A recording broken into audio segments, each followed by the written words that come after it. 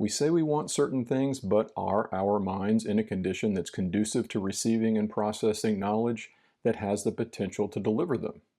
I think for the vast majority of the population, that answer is a very resounding no, which is why I put together what I'm calling tenets of the receptive mind.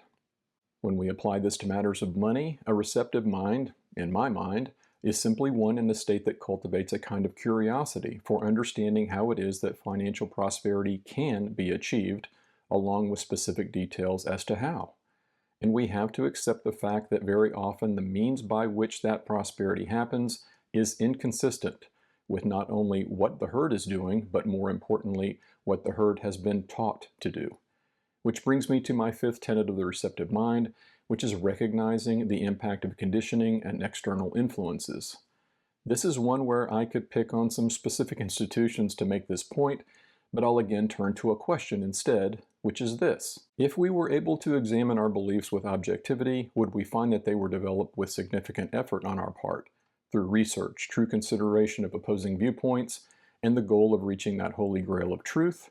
Or would we conclude that our beliefs largely just take the form of parroting others who have influenced us in some way, like parents, friends, teachers, religious figures, work colleagues, and, let's not forget, the so-called experts we're encouraged to revere in fields like medicine, science, government, education, and the big one for our topic, personal finance? When we look at matters of money, I think the answer to that question is easily seen in the data.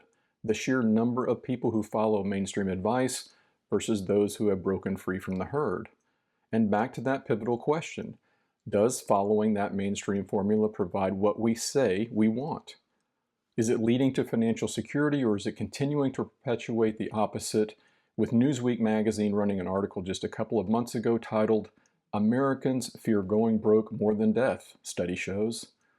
It seems to me that following the herd in terms of our finances is the perfect example of repeating the same action and expecting a different outcome, otherwise known as insanity. Next time we'll be taking on the sixth and final tenet of the receptive mind, allowing and ultimately welcoming anarchy of the mind. Until then, be well.